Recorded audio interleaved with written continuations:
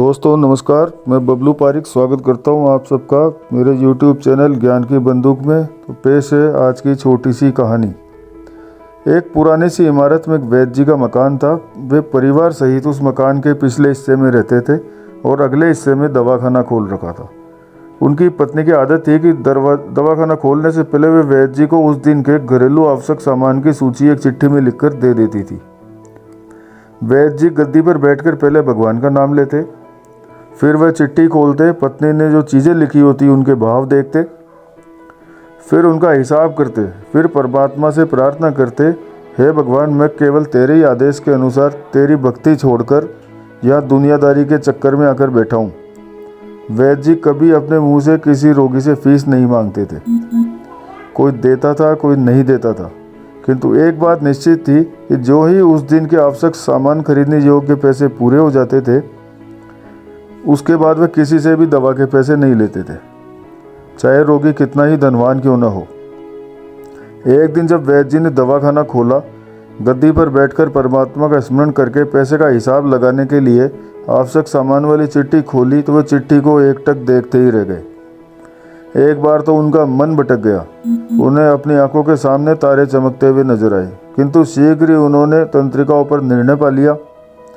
वे चिट्ठी में कुछ यूं देखते थे कि आटा, दाल, चावल आदि। पत्नी ने लिखा था, बेटी का विवाह 20 तारीख को है, उसके दहेज का सामान। कुछ देर तो वैद्य जी सोचते रहे, फिर बाकी चीज़ों की कीमत लिखने के बाद दहेज के सामने लिखा, यह काम परमात्मा का है, परमात्मा जाने। एक दो रोगी जो आए हुए थे, उन्हें वैद्य जी ने देखकर दवाई देना शुरू कर दिया। इसी दौरान एक बड़ी सी कार उनके दरवाजे के सामने आकर रुकी।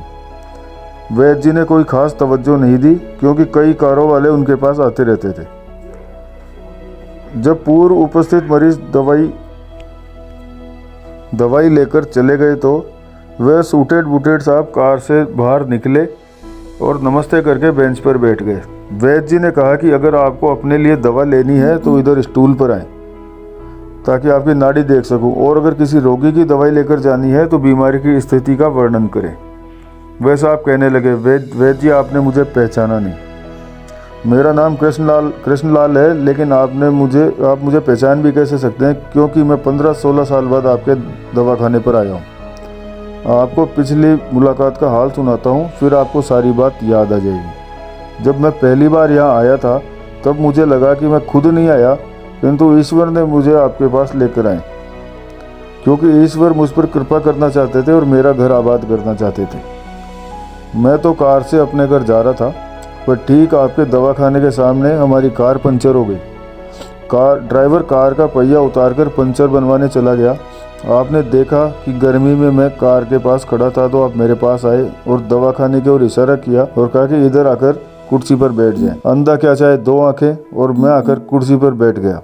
ड्राइवर ने कुछ ज़्यादा ही देर लगा दी थी।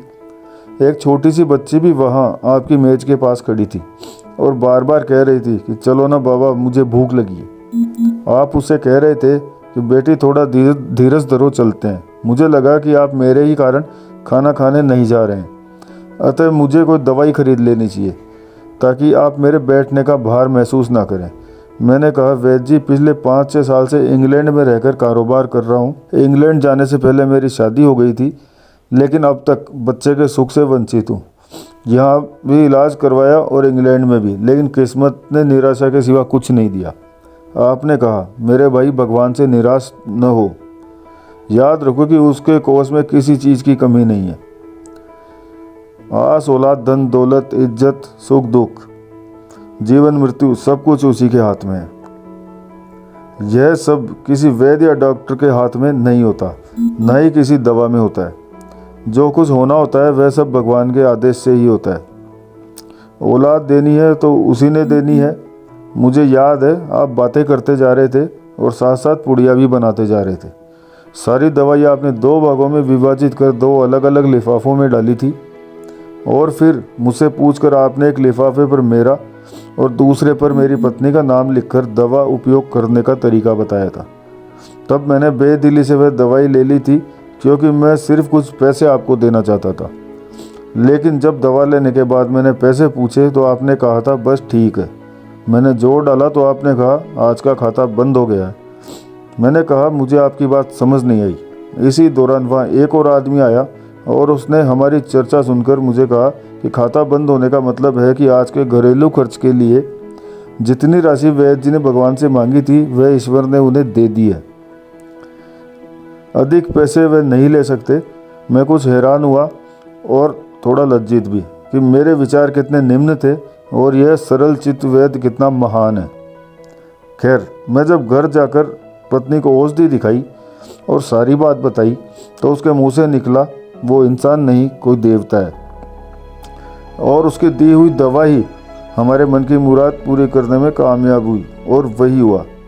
आज मेरे घर एक संतान है। हम दोनों पत्नी पत्नी हर समय आपके लिए प्रार्थना करते हैं। इतने साल तक कारोबार ने फुर्सत ही नहीं दी कि स्वयं आकर आपसे धन्यवाद के 2 शब्द ही कह सकूं। इतने बरसों बाद आज भारत आया हूं तो कार केवल यहीं रोकी है।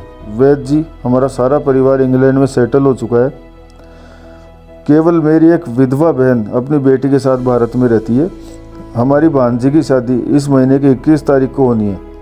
न जाने क्यों जब भी अपनी भांजी के भात के लिए कोई सामान खरीदता था तो मेरी आंखों के सामने वह आपकी छोटी सी बेटी भी आ जाती थी और हर सामान मैं दोहरा खरीदता था। मैं आपके विचारों को जानता था कि संभवतः आप वह सामान न लें, किंतु मुझे लगता था कि मेरी अपनी सगी भांजी के साथ जो चेहरा मुझे बार बार दिख रहा है वह मेरी भांजी ही है। मुझे लगता था कि ईश्वर ने इस भांजी के विवाह में भी मुझे बात भरने की जिम्मेदारी दी है। वैद्य जी की आंखें आश्चर्य से खुली रह गई और बहुत धीमी आवाज़ में बोले, कृष्णलाल जी, आप जो कुछ कह रहे हैं मुझे समझ नहीं आ रहा है कि ईश्वर की यह क्या माया है। आप मेरे श्रीमती के हाथ की लिखी हुई ये चिट्ठी देखिए।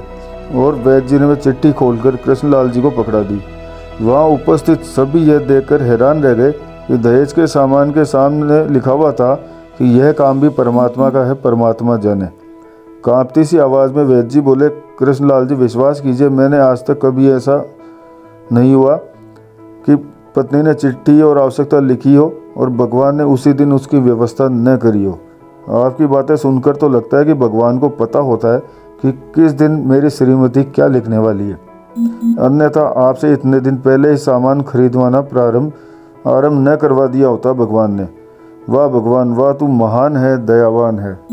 मैं हैरान हूँ वह कैसे अपने रंग दिखाता है। वैद्य जी ने आगे कहा, जब से होश संभाला है एक ही पाठ पढ़ा है कि सुबह परमात्मा का आभार करो, शाम को अच्छा दिन गुजरने का आभार करो और खाते समय उसका आभार करो, सोते समय उसका आभार करो। कि शुक्र है मेरे मालिक, तेरा लाख लाख शुक्र है, भगवान का शुक्र अदा करो। दोस्तों, जो लोग अपने जीवन की रथ की डोर परमात्मा के हाथों में सौंप दिया करते हैं, परमात्मा उनके लिए सब कुछ करते हैं। आवश्यकता है बस एक सच्चे हृदय से समर्पण करने की।